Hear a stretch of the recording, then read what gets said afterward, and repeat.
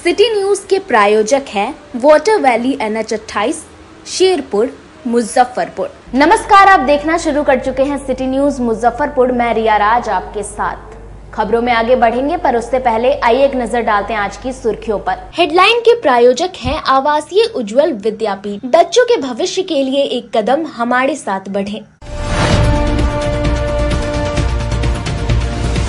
सुहागिन महिलाओं ने अपने पति की लंबी आयु की कामना को लेकर वट सावित्री पूजा की।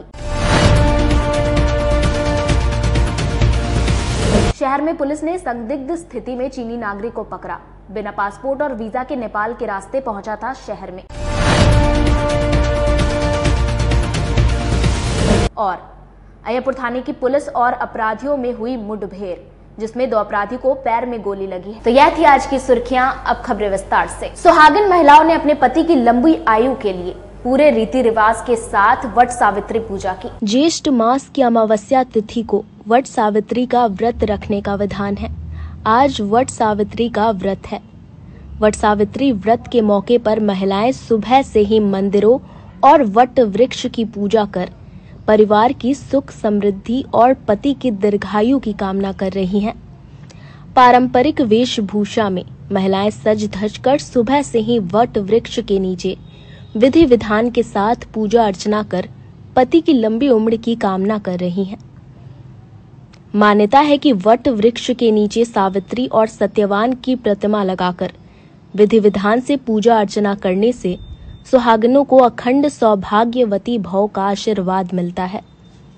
पुराणों के अनुसार वट वृक्ष के मूल में ब्रह्मा, मध्य में विष्णु और अग्र भाग में शिव का वास माना गया है।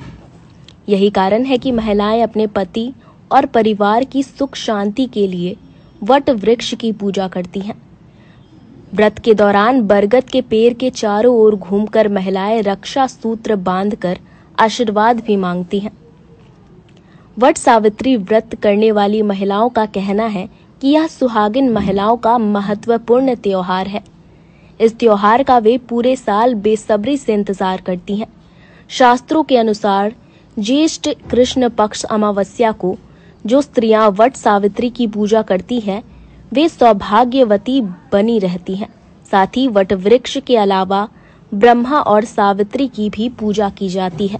वट सावित्री की पूजा तब से की जा रही है जब से श्री रामचंद्र जी और माता सीता का शादी का उत्सव हुआ था। पहला साल, शादी के पहले साल में लड़कियां इस पूजा को करती है, व्रत को करती हैं, और उसी प्रथा से, उसी चलन से आज तक चला आ रहा है और हम लोग भी वही निभा रहे हैं।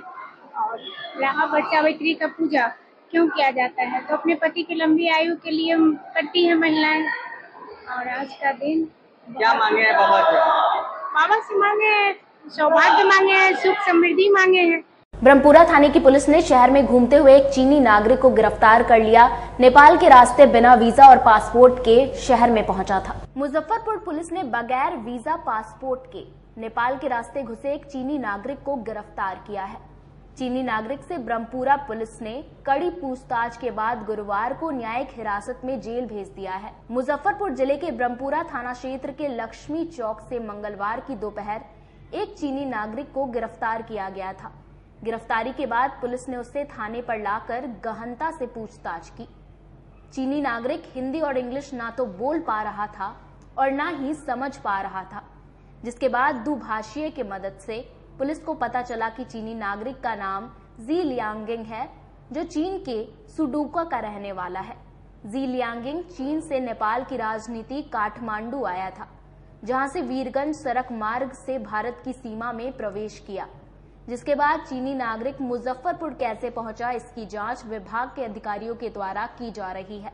चीनी नागरिक जी लियांगिंग ने पुलिस को बताया कि वह नेपाल के रास्ते घूमते घूमते भारत पहुंच गया था। ब्रह्मपुरा थाना प्रभारी सुभाष मुखिया ने बताया कि गुरुवार को मुजफ्फरपुर कोर्ट में प्रस्तुत कर न्यायिक हिरासत में भेजने की तैयारी कर रही है। ब्रह्मपुरा थाना प्रभारी सुभाष मुखिया का कहना है कि चीनी नागरिक को बिना पासपोर्ट एवं वीजा के अनाधिकृत रूप से भारत में प्रवेश करने के विरुद्ध भादवी की धारा 3 पासपोर्ट एंट्री इंडियन एक्ट 1920 के तहत शिकायत दर्ज किया गया है। हाँ, एक विदेशी नागरिक हैं जो चीनी मूल के हैं और उनकी गिरफ्तारी की गई है। चूंकि एक विदेशी नागरिक के पास में जब भी वो भारत में आते हैं तो उनके पास में एक प्रॉपर डॉक्यूमेंट्स होने चाहिए। कल वो भटकते हुए यहाँ मिले थे। जब उनको सर्च किया गया, उनसे प्रॉपर डॉक्यूमेंट्स की मांग की गई, तो वो जो प्रॉपर डॉक्यूमेंट्स होते हैं उनको पेश नहीं कर पाए हैं। इस आलोक में फॉरेन एक्ट के अंतर्गत कार्रवाई की गई और उनके ऊपर प्राथमिकी दर्ज की गई। भारत आने का कुछ पता चल पाया मोटिव क्या है? चूंकि ये केस बड़ा संवेदनशील है और अभी अनुसंधान के अंतर्गत है और इसमें डिफरेंट एजेंसीज अपनी पूछताछ कर रही हैं, तो अभी और फर्दर डिटेल्स हम लोग इसमें शेयर नहीं कर पा रहे हैं। पर जैसे ही सारी एजेंसीज की पूछताछ कंप्लीट होगी तो आप लोग हम लोग सूचना देंगे। अभी उसकी कार्रवाई चल। सदर थाना क्षेत्र के अतरदह मोहल्ले में एक युवक का शव कमरे में लटका मिलने से पूरे इलाके में सनसनी फैल गई है। मुजफ्फरपुर के सदर थाना क्षेत्र के आरडीएस कॉलेज के समीप एक मोहल्ले में गुरुवार को होम्योपैथी कॉलेज के एक छात्र का शव उसके रेंट के कमरे में फंदे से लटका हुआ मिला है, जिससे इलाके में हड़कंप मचा हुआ है। स्थानीय लोगों ने घटना की सूचना सदर थाने की पुलिस और परिजनों को दी है, जिसके बाद टीम मौके पर पहुंचकर छानबीन करने के बाद शव को कब्जे में लेकर पोस्टमार्टम के लिए एसकेएमसीएच भेज दिया है, जिसके बाद पुलिस की एक विशेष टीम घटना की जांच में जुटी हुई है। मृत छात्र की पहचान विवेक कुमार के रूप में की गई है। राय बहादुर टुनकी शाह गवर्नमेंट होम्योपैथी कॉलेज के 2019 बैच का छात्र है। सदर थाना की पुलिसकर्मी ने बताया कि आरबीटीएस कॉलेज के एक छात्र का पंखे से लटका हुआ शव मिला है, जिसकी छानबीन की जा रही है। शव को कब्जे में लेकर पोस्टमार्टम के लिए भेज दिया गया है। जांच के अनुसार प्रथम दृश्य आत्महत्या का लग रहा है, बाकी पोस्टमार्टम की रिपोर्ट आने के बाद ही स्पष्ट होगा। परिजन के आवेदन पर आगे की कार्रवाई की जाएगी। वही लड़का मतलब आरबीटीएस में पढ़ता था, अपना जो हुआ होगा इंटरनली मैटर हमको तो नहीं पता है। अपना क्या लग रहा है, आत्महत्या का मामला है? मे भी हो सकता है। इसका नाम मालूम? नाम विवेक बॉस है, विवेक नाम है। अब उम्र क्या होगा लगभग? होंगे 28-30 के आसपास। किस सेमेस्टर में वो का स्टूडेंट था वो? लगभग 2019 बैच के हैं। अच्छा, ये प्रथम दृष्टया तो फांसी से मृत्यु कारित होना प्रतीत हो रहा है। अब बाकी अग्रिम कार्रवाई की जा रही है। क्या इसका नाम बताया जा रहा है? विवेक कुमार नाम है। विवेक, उम्र लगभग 26 साल की। 26 साल। तो फांसी लगा रहे थे, मौत? हाँ, प्रतीत तो प्रथम दृष्टया यही हो रहा है। बाकी अग्रिम कार्रवाई की जा रही है और अनुसंधान का ये विषय है। बाकी पता चलने पर बताया जाएगा। सर परिचय, आप अपना परिचय। हम ऐसा ही भास्कर कुमार मिश्रा हुए, सदर थाना में वर्तमान में पदस्थापित। जिले में लगातार पड़ रही भीषण गर्मी में लोग मानसून का इंतजार कर रहे हैं। जिले में लगातार भीषण गर्मी से लोग परेशान हैं। हालांकि अधिकतम तापमान में कुछ गिरावट जरूर आई है। लोग अब मानसून का इंतजार कर रहे हैं। मौसम विभाग ने 15 जून के बाद राज्य में मानसून प्रवेश करने का अनुमान लगाया है, लेकिन भीषण गर्मी और चुभती सूर्य की किरणें अब लोगों को परेशान कर रही हैं। इस चिलचिलाती धूप में लोग जरूरी कामों से ही बाहर निकल रहे हैं। अब लोग बारिश का इंतजार कर रहे हैं।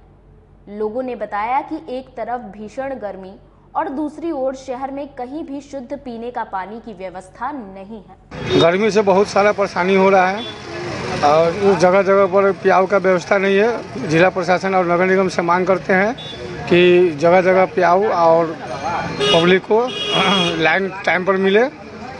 लाइन तो कट जाता है पैसे, और धूप बहुत ज़्यादा हो रहा है, जो कहीं कहीं आदमी धूप के कारण, लू लगने के कारण मर भी जा रहा है। तो हम जिला प्रशासन और नगर निगम से यही मांग करते हैं। गर्मी से बहुत स्थिति खराब है सर का। गर्मी से बर्तन तरह तरह के बीमारी निकल रहा है और लू का प्रकोप चल रहा है और पानी का भी दिक्कत है। नगर निगम का पैसा पानी की तरफ बढ़ता है, लेकिन लोगों की समस्या, पानी का समस्या दूर नहीं हो रहा है। पानी की तरफ पैसा बढ़ रहा है, लेकिन पानी का व्यवस्था नहीं हो रहा। स्थिति खराब है और ऐसा है कि दुकानदारी का भी असर पड़ रहा है गर्मी से। 8 दिन से दुकान बंद किए हुए थे। इतना गर्मी चल रहा था कि दुकान बंद की थे 8 दिन से, 2 दिन से खोल रहा है। प्रशासन से यही मांग। बाबा गरीबनाथ मंदिर के पुजारियों द्वारा धरने पर बैठने के कारण भक्तों को पूजा करवाने में हो रही है परेशानी। गरीबनाथ मंदिर में पुजारियों के धरने से गुरुवार को मुंडन, छठी, गारी की पूजा और सत्यनारायण की पूजा कराने वाले लोग निराश लौटे। प्रधान पुजारी ने बताया कि मंदिर में प्रतिदिन 100 से लेकर 150 लोग विभिन्न पूजन के लिए नियमित आते हैं। साथ ही आज वट सावित्री की पूजा को लेकर शहर से लेकर गांव तक महिलाओं की भीड़ उमड़ी। मंदिर आई बोचहा निवासी एक महिला ने बताया कि गांव से हम लोग ऑटो रिजर्व करके आए हैं। मंदिर में सत्यनारायण भगवान की पूजा करवाने यहां आए थे। आने पर पता चला कि पुजारियों ने हड़ताल कर रखी है। काफी परेशानी हुई। मंदिर प्रबंधन द्वारा बताया गया कि पुजारियों का हड़ताल चल रहा है, पूजा कराने वाला कोई नहीं है। हम लोगों ने मंदिर में खुद से पूजा पाठ की है और बाबा का नाम लेकर हम लोग घर लौट रहे हैं। कितना परेशानी हो रहा है पूजा पाठ में? यहाँ बहुत परेशानी हो रहा है, कोई प्रबंधक सही व्यवस्था नहीं की हुई है और हमारा जो कथावाचक है, जो कथा करना है, हमारी महिलाओं और माता को बहुत दिक्कत हो रहा है, जिस कारण खुद पूजा करके यहाँ से जाना पड़ रहा है। कोई प्रबंधक यहाँ सहयोग नहीं कर रहा है। वट सावित्री की जी खुद पूजा करके जाना पड़ रहा है। पंडित लोग क्या बोले? पंडित जी बोले कि हम सब अति पे है, हड़ताल पे है, हम पूजा नहीं करेंगे। हमारा परेशानी ये हो रहा है कि हम लोग इतने दूर से आए हैं पूजा करवाने के लिए और यहाँ पे कह रहे हैं कि पंडित जी पे गोली चला रहे हैं। पंडित जी को कह रहे हैं कि पूजा नहीं करवाएंगे। क्या यही धर्म के नाम पर यही होना चाहिए? किस चीज का पूजा कराने आए थे? हम सत्यनारायण भगवान के गरीबनाथ की पूजा करवाने आए थे हम लोगों के घर में। हाँ जी। नाम क्या होगा? नाम मेरा आशा देवी है। मैं श्यामपुर नवारा से आई। Zero mile Satpur, zero mile से काली मंदिर। पूजा किस चीज का करने आए? सत्यनारायण भगवान का। यहाँ पुजारी लोग क्या बोले? बोले हैं कि पूजा करना है तो अपने चल रही है, पंडित लोग को हड़ताल पर है। अपने से पूजा कीजिएगा? हाँ, अपने से कर लीजिए, पंडित लोग नहीं करेगा। आता है पूजा करना है? नहीं, हम लोग का नहीं आता है। कैसे कीजिएगा पूजा? कैसे करेंगे? कोई अखिए नहीं बुझा रहा है हम कैसे करें। नहीं होगा तो वही। न्यास समिति के अध्यक्ष के खिलाफ बाबा गरीबनाथ मंदिर में पुजारियों का अनिश्चितकालीन हड़ताल दूसरे दिन भी जारी रहा। बाबा गरीबनाथ मंदिर के पुजारियों और सेवैतों का अनिश्चितकालीन हड़ताल दूसरे दिन भी जारी रहा। सभी पुजारी पूजा पाठ बंद कराकर मंदिर के मुख्य गेट पर धरना देकर बैठे रहे। मौके पर बाबा गरीबनाथ मंदिर के महंत बैद्यनाथ पाठक उर्फ बैजू पाठक ने बताया कि मंदिर न्यास समिति जब तक हमारी मांगे नहीं मानती और न्यास समिति के अध्यक्ष मिहिर कुमार सिंह और सचिव इस्तीफा नहीं देते तब तक धरना प्रदर्शन जारी रहेगा।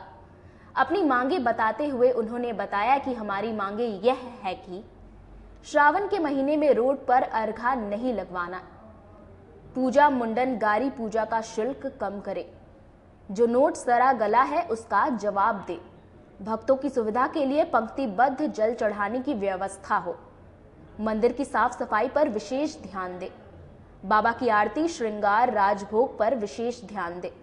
अगर इन मांगों को न्यास समिति पूरा नहीं करती है तो समस्त पुजारी परिवार अनशन पर भी बैठेगा। हम लोग दूसरे दिन भी बहुत बैठे हैं, इसलिए अभी तक कोई सुनवाई, कोई प्रशासनिक कार्य, कोई समझौता की बातें नहीं हो रही है लोगों के साथ। न सचिव आ रहे हैं, न अध्यक्ष आ रहे हैं, न कोई आ रहे हैं। ये कुछ पूछने भी नहीं आता है क्या हो रहा है मंदिर में, देखने भी नहीं आ रहा है कि भक्त लोगों के साथ क्या हो रहा है, भक्त लोग क्यों तड़प रहे हैं, ये पूछने भी नहीं आता है। और हमारी डिमांड 5-6 है। पहला डिमांड, श्रावण के महीने में जो लोग 80 किलोमीटर से आते हैं वो बाहर रोड पर चढ़ आते हैं, उसको बंद किया जाए, उस सरकार बाबा के पास लगाया जाए, वहाँ चढ़वाइए, भक्तिबल होकर चढ़वाइए। दूसरा, दान की राशि जो आप रसीद काटते हैं और भक्त को 1 पैसे का सुविधा नहीं देते हैं, उसमें कमी करें। तीसरा है, जो नोट चढ़ा है उसका जवाब दें, भक्तों को, हमको नहीं, भक्त को जवाब दें, क्योंकि वो पैसा भक्त का है, मेरा नहीं है। नोट चढ़ जाता है लेकिन पूछने वाला कोई नहीं आता है। हम पूछ रहे हैं, भक्त को जवाब देंगे। तीसरा, मंदिर के भोग रात में और साफ सफाई की व्यवस्था करें। चौथा, भक्तिबद्ध होकर और लोगों को लेकर दे रहा है और किसी को लेकर दे रही है, ये सब बंद करें। भक्तिबद्ध होकर लाइन से जल चढ़वाए, फूल चढ़वाए, बाबा की पूजा करावे। और लास्ट है, बाबा के श्रृंगार आरती भोग रात पैसा लेते हैं आप, भक्त क्यों करेगा, भक्त क्यों देगा, ये आप कीजिए, ये आपकी मंदिर है, आप यहाँ से पैसा ले। यहाँ समय हो चला एक छोटे से ब्रेक का, बने रहिए हमारे साथ, देखते रहिए सिटी न्यूज मुजफ्फरपुर। लगातार 10 वर्षों से विभिन्न परीक्षाओं में सर्वश्रेष्ठ परिणाम। हम हैं आवासीय उज्ज्वल विद्यापीठ मुजफ्फरपुर। इस स्कूल में सर्वश्रेष्ठ कोचिंग पैटर्न से बच्चों को पढ़ाया जाता है। प्ले से 10वीं तक की पढ़ाई स्वच्छ वातावरण में कराई जाती है। यहाँ आधुनिक छात्रावास की व्यवस्था है। उज्ज्वल विद्यापीठ का मुख्य उद्देश्य रामकृष्ण मिशन, नवोदय नेतरहाट, सैनिक स्कूल, सिमुलतला गुरुकुल, सिंधिया कन्या विद्यालय जैसे अनेक भारतवर्ष के प्रतिष्ठित विद्यालयों में कुशल प्रशिक्षित अनुभवी एवं शहर के सर्वश्रेष्ठ शिक्षकों द्वारा तैयारी कराई जाती है। 1.5 एकड़ में फैला इस स्कूल का वातावरण काफी शांत है। Free computer classes, science lab और स्मार्ट क्लासेस है। साथ ही इंडोर और आउटडोर गेम की भी व्यवस्था है। तो अपने बच्चों के लक्ष्य के सपनों को पूरा कराना चाहते हैं तो आज ही आवासीय उज्ज्वल विद्यापीठ में अपने बच्चों का नामांकन करवाएं। हमारा पता है पोखरिया पीठ अतरदा मुजफ्फरपुर और हमारा कॉन्टेक्ट नंबर है 9708 351851 और हमारा दूसरा नंबर है 8797122397 या फिर आप हमें कांटेक्ट कर सकते हैं 8409996658 पर। अपने सपनों के आशिया को दे एक नई पहचान माँ भवानी डेकोर प्राइवेट लिमिटेड के साथ, जो है ऑथराइज्ड डिस्ट्रीब्यूटर ऑफ कजारिया। देश की मिट्टी से बनी टाइल से देश को बनाते हैं और जहाँ मिलती है सभी प्रकार के Indian and imported granite, marble, sanitary एवं कोटा स्टोन का अनोखा एवं आकर्षक संग्रह। माँ भवानी डेकोर प्राइवेट लिमिटेड मतलब a complete floor solutions. New 0 mile Dadar road Muzaffarpur. Call 9934753111। उत्तर बिहार का पहला नीलकमल एक्सक्लूसिव शोरूम खुल गया है आपके अपने शहर में। नीलकमल इंडिया की फेवरेट फर्नीचर ब्रांड है। इस कंपनी के सभी रेंज एक ही छत के नीचे आपको मिलेंगी। होम फर्नीचर, ऑफिस फर्नीचर की सभी रेंज यहाँ उपलब्ध है। कंपनी का एक्सक्लूसिव शोरूम होने के कारण 40% तक की विशेष छूट मिल रही है। इसके अलावे 0% इंटरेस्ट के साथ बैंक से फाइनेंसिंग की भी सुविधा उपलब्ध है। तो देर मत कीजिए, एक बार हमारे यहाँ अवश्य पधारे। हमारा पता है Mithanpura, Narayanpur road, opposite Vaishali management college और हमारा मोबाइल नंबर है 9334900888 और हमारा दूसरा नंबर है 7004320580। समारोह के समय और इस लगन के अवसर पे मैं मनीष कुमार यूए एसोसिएट का प्रोप्राइटर, हमारा नीलकमल का फर्नीचर का शोरूम है एक्सक्लूसिव जो मिठनपुरा चौक पे स्थगित है। हमारे यहाँ कुचीना का चिमनी और जो गैस चूल्हा है उसकी एक विस्तृत रेंज है। मॉडलर में भारी डिस्काउंट है हमारे यहाँ सोफा पर, डाइनिंग टेबल पे। सभी लोगों से मेरा यही निवेदन है, जो 2-3 सालों से आप लोगों का हमें प्यार मिलता आ रहा है। हमारे यहाँ फिनांस की भी एक अच्छी व्यवस्था है और इस त्योहारों के अवसर पे हम चाहेंगे कि एक बार हमारे यहाँ आप पधारें और हमारे ऑफर्स का लाभ लें और हर खरीदारी पे हम लोग एक सुनिश्चित उपहार भी दे रहे हैं।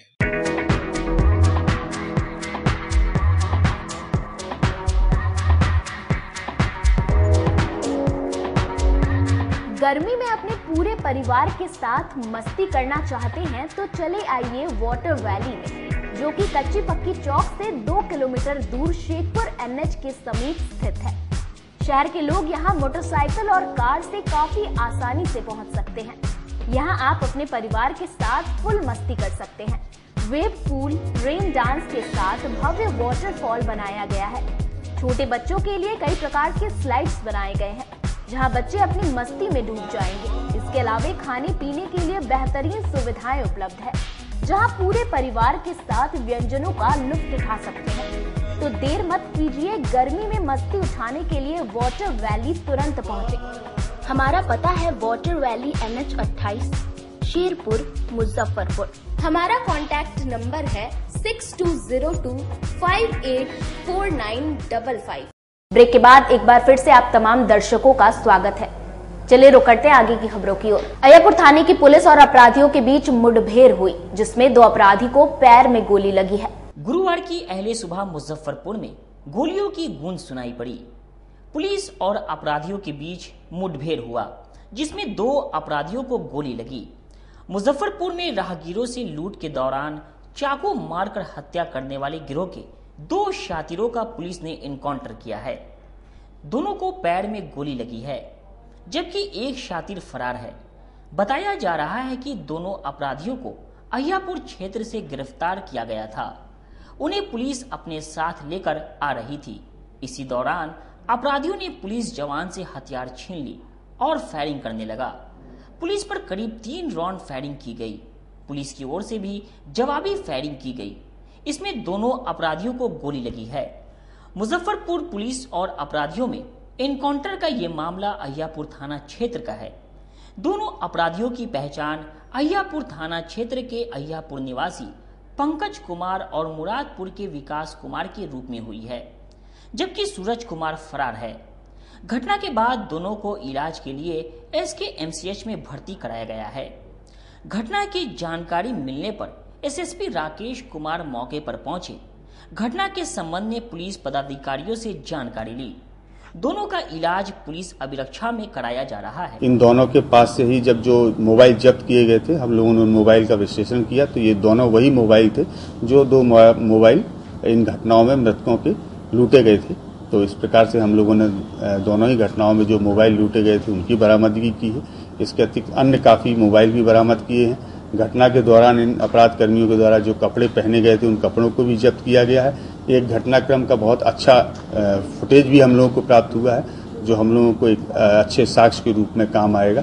इसके अतिरिक्त घटना में जिस चाकू का प्रयोग किया गया है वो चाकू भी हम लोगों ने जब्त किया है। उस चाकू में कुछ खून के धब्बे भी हैं जिनको हम लोग फर्दर FSL जांच के लिए भेज रहे हैं। घटना कैसे करता था? घटना के बारे में इन लोगों के द्वारा बताया गया कि ये लोग नशे के आदी हैं और स्मैक का नशा का सेवन करते हैं और जब दोनों ही घटनाएं की गई उस वक्त ये दोनों नशे में ही की हालत में थे और घटना के पीछे इन लोगों का उद्देश्य यही रहता था कि सामने वाले व्यक्ति के पास में जो भी है मोबाइल, पैसा या कुछ भी है, चूंकि नशे के ये लोग आदी हैं और पैसे छीनने के लिए ये लोग तुरंत उसके ऊपर वार करना प्रारंभ कर देते थे और अंततः उनकी मृत्यु हो जाती थी।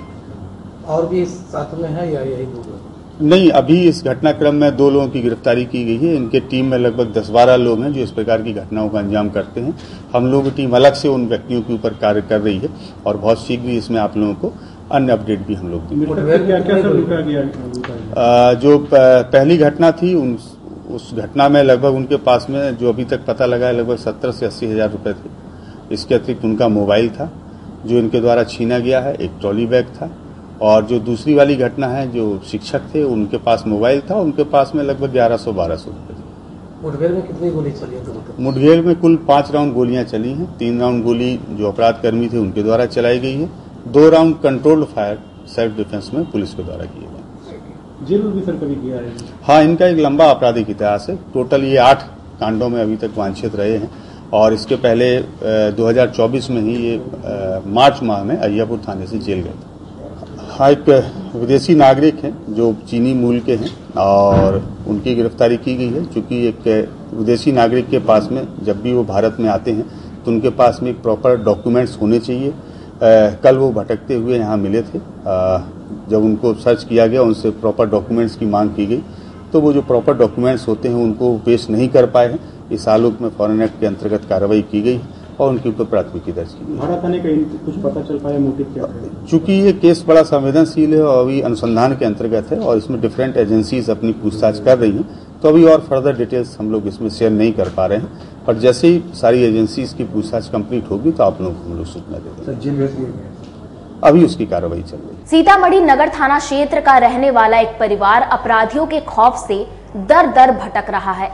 इंसाफ के लिए आईजी के पास गुहार लगाने पहुंचा। सीतामढ़ी नगर थाना क्षेत्र का रहने वाला एक परिवार अपराधियों के खौफ के कारण अपने घर को छोड़कर दर दर भटक रहा है और आज पूरा परिवार तिरहुत रेंज के आईजी से गुहार लगाने पहुंचा। परिवार के सदस्यों की आंखों से आंसू बह रहे थे और उनकी आंखें खौफ की कहानी बता रही थी। दरअसल अपराधियों द्वारा जमीन पर जबरन कब्जा कर लिया गया और इनके 2 पुत्रों की हत्या कर दी गई। इसके बाद अपराधियों ने पूरे परिवार को घर में घुसने नहीं दिया, जिसके बाद पूरा परिवार घर छोड़कर भटक रहा है। परिवार के लोगों का आरोप है कि नगर थाने की पुलिस भी हमारा साथ नहीं दे रही। आज इंसाफ के लिए आईजी के पास पहुंचे हैं। कि पुलिस से हमको कोई झगड़ा नहीं है, जो नियम है बिहार सरकार का नियम के तहत है।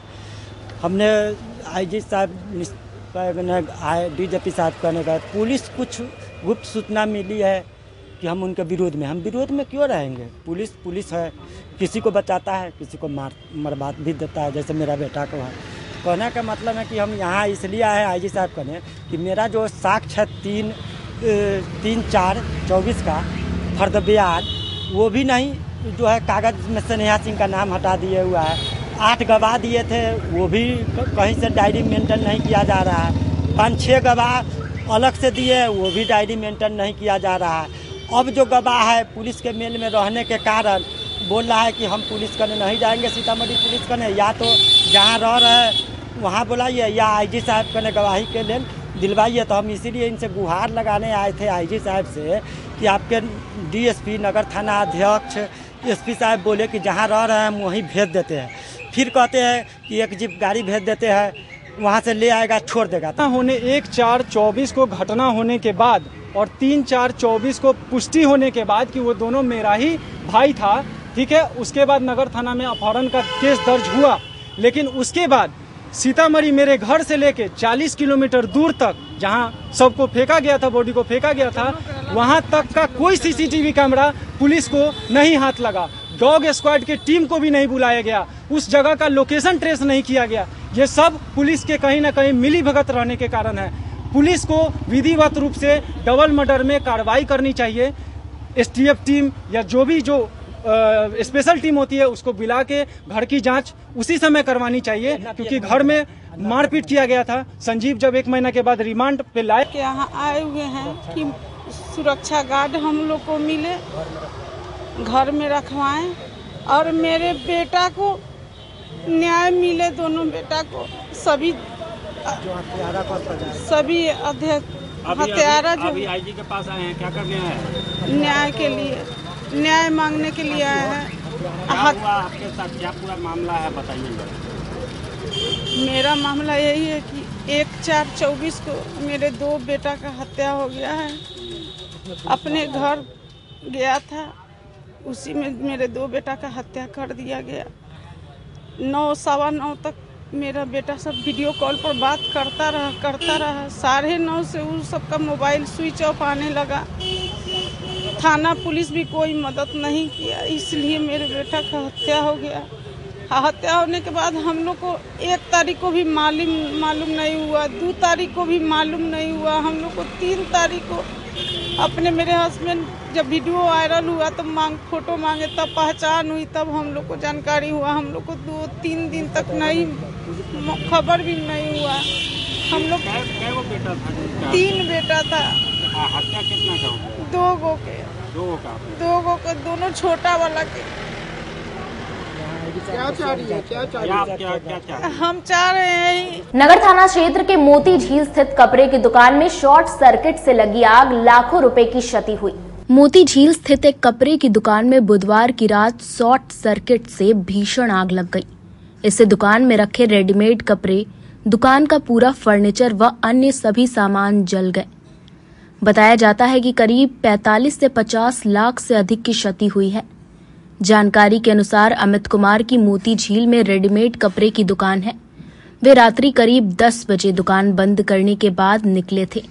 इसी बीच 10:18 पर उन्हें सूचना मिली कि दुकान में आग लग गई है। जब तक वे वहां पहुंचते दुकान से आग की लपटें उठ रही थी। 10:30 बजे दमकल की 2 गाड़ियां मौके पर पहुंच गई, लेकिन तब तक आग तेजी से फैल चुकी थी। पूरी दुकान आग की चपेट में आ चुका था। इसी कारण काफी मशक्कत के बाद करीब 12 बजे आग पर काबू पाया जा सका। मोती झील में लगातार कपड़े की दुकानें हैं। आग की सूचना पर सभी दुकानदार भागते हुए यहां पहुंचे।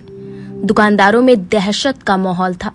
उन्हें डर था कि कहीं आग पूरे बाजार को न अपनी चपेट में ले ले। संयोग रहा कि इस दुकान के ठीक बगल में स्थित मकान टूटा हुआ था, वहीं दूसरी ओर थोड़ा सा खाली जगह था। इस कारण आग अन्य दुकानों तक नहीं फैल सकी। जिला अग्निशमन पदाधिकारी त्रिलोकनाथ झा, सहायक अग्निशमन पदाधिकारी विनय कुमार सिंह समेत अग्निशमन विभाग के पदाधिकारी और जवान मौके पर जमे रहे। 2 घंटे से अधिक मशक्कत के बाद आग पर काबू पा लिया गया। मेरी दुकान अमर रेडीमेड मोती झील में लगभग करीब रात को 10 बजे हम लोग दुकान बढ़ाकर अपने घर गए। 15 से 20 मिनट के बाद हमारे कुछ स्थानीय लोग वहाँ पर के फ़ोन किए कि आपके दुकान से बहुत धुआं निकल रहा है। तो आनन फानन में हम लोग दुकान पहुँचे, अपना चाबी लेकर शटर खोले। दुकान का जब शटर खोले तो पूरे अंदर दुकान में आग लगी हुई थी। सारा लोगों का कहना है कि शॉर्ट सर्किट से आग लग गया और पूरा दुकान का सारा माल जलकर राख हो गया। लगभग अनुमानतः कीमत 45 से 50 लाख रुपए के बीच का माल जल के राख हो गया। फायर ब्रिगेड को सूचना स्थानीय लोगों के द्वारा ही किया गया और समय पर फायर ब्रिगेड वाले भी लोग पहुंचे और आग बुझाने में बहुत मदद किया। माल वगैरह बचा कि नहीं? पूरा माल जल गया। स्थानीय थाना में सूचना वगैरह? स्थानीय थाना में हमने सूचना भी दी है, FIR भी करवाया है। वैशाली और मुजफ्फरपुर लोकसभा सीट से हारने के बाद हार का ठिकरा जिला अध्यक्ष पर फोड़ा गया। मुजफ्फरपुर और वैशाली लोकसभा में इंडी गठबंधन की हार का ठिकरा राष्ट्रीय जनता दल के जिलाध्यक्ष रमेश गुप्ता को ठहराया जा रहा है। राजद अति पिछड़ा प्रकोष्ठ के जिला प्रधान महासचिव राजकुमार ठाकुर यदुवंशी ने गुरुवार को प्रेस कॉन्फ्रेंस के माध्यम से मीडिया से बात करते हुए कहा कि मुजफ्फरपुर जिले में दोनों लोकसभा क्षेत्र में इंडी गठबंधन की करारी हार हुई है। उसका पूरा श्रेय राजद जिला अध्यक्ष रमेश गुप्ता को जाता है। उन्होंने पूरे चुनाव के दौरान सिर्फ फोटो खिंचाने का कार्य किया है। किसी भी कार्यक्रम में किसी भी प्रकोष्ठ के नेताओं को सूचना तक नहीं दी जाती थी। लोग अपने सोर्स के माध्यम से कार्यक्रम में शामिल होते थे। क्योंकि हम लोग लालू यादव और तेजस्वी यादव के सिपाही हैं, इसलिए चुनाव के दौरान हम लोगों ने इसका खुलकर विरोध नहीं किया। लेकिन अब जब दोनों क्षेत्रों में इंडी गठबंधन के प्रत्याशियों की करारी हार हो गई है, तब हम लोग अब खुलकर बोलेंगे। किसी भी कार्यक्रम में अति पिछड़ों के बेटों को सम्मान नहीं दिया गया, जिस वजह से दोनों क्षेत्रों में इंडी गठबंधन की जबरदस्त हार हुई है। अगर यही सिचुएशन बनी रही तो आने वाले विधानसभा चुनाव में भी राजद की करारी हार होगी। इसलिए हम लोगों की मांग है कि राजद जिला अध्यक्ष रमेश गुप्ता को पद से हटाकर किसी नए व्यक्ति को राजद जिला अध्यक्ष बनाया जाए। बता दें कि लोकसभा चुनाव के दौरान भी राजद जिला अध्यक्ष रमेश गुप्ता का कई कार्यकर्ताओं व नेताओं ने विरोध किया और कई कार्यकर्ताओं ने तो अपना इस्तीफा भी सौंप दिया था। देखिए, कारण यही है कि जो आज मुजफ्फरपुर जिले में दोनों लोकसभा सीट में जो हमारे महागठबंधन का करारी हार हुआ है, इसका कारण क्या है? सबसे पहले अगर इसका हार का श्रेय जाता है तो जिला अध्यक्ष जो राष्ट्रीय जनता दल के जिला अध्यक्ष रमेश गुप्ता जी हैं, उनका जाता है। क्योंकि हम लोग अति पिछड़ा समाज से आते हैं और राष्ट्रीय जनता दल अति पिछड़ा प्रकोष्ठ के हम जिला प्रधान महासचिव भी हैं।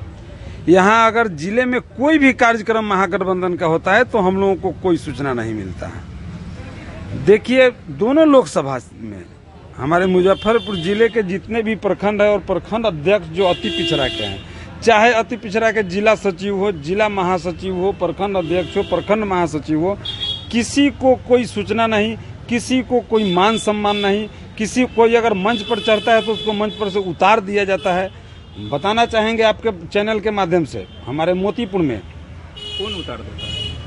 अरे वहाँ जो फोटो खिंचवाने वाले जो नेता होते हैं, अपने आप में बड़े बड़े नेता लोग जो कहते हैं, जो बैठ करके अगल बगल में प्रत्याशी को हैंग कर लेते हैं और कोई अति पिछड़ा को सम्मान नहीं दिया जाता है, अति पिछड़ा के बेटा को मंच पर बोलने नहीं दिया जाता है। नहीं बोलने देता है। अरे जिला अध्यक्ष महोदय दिया हुआ है। अरे जिला अध्यक्ष महोदय सूची में से नाम काट देते हैं। कोई अगर कार्यक्रम जिला में करवाते हैं तो हम अति पिछड़ा को सूचना तक नहीं जाता है। अगर जाता है तो उसको 3 नंबर गेयर में अंतिम पायदान पर बैठाने का काम किया जाता है। घूम रहे थे प्रत्याशी के साथ। अरे हम लोग अपने आप घूमते थे, हम लोग कोई सूचना नहीं। हम लोग पार्टी के लोग हैं, हम लोग लालू यादव का सिपाही हैं, तेजस्वी यादव जी का सिपाही हैं। ये मान सम्मान दे नहीं दे, लेकिन हम लोग तो प्रत्याशी के जिताने के लिए काम करवे न करेंगे। लेकिन जो मान सम्मान मिलना चाहिए, अगर हार हुई है तो इसमें हमारे अति पिछड़ा के सभी प्रखंड अध्यक्ष जहां पूछते थे हम लोग फोन लगा के क्या हो आपको सूचना मिली है, तो हम लोगों को कोई खोजने वाला नहीं है। क्यों भाई? आप वोट लेने के लिए अति पिछड़ा के लिए मंच पर चिल्लाइएगा कि अति पिछड़ा, अति पिछड़ा, अति पिछड़ा, और अति पिछड़ा के बेटा को आप सम्मान नहीं दीजिएगा। अति पिछड़ा के बेटा के 3 नंबर गेयर में धकेल के रखिएगा। इसका कारण कौन है? खबरों का सिलसिला यही होता है समाप्त। अब मुझे और मेरी पूरी न्यूज टीम को दीजिए इजाजत। कल फिर मिलेंगे आपसे शहर की तमाम खबरों के साथ। नमस्कार।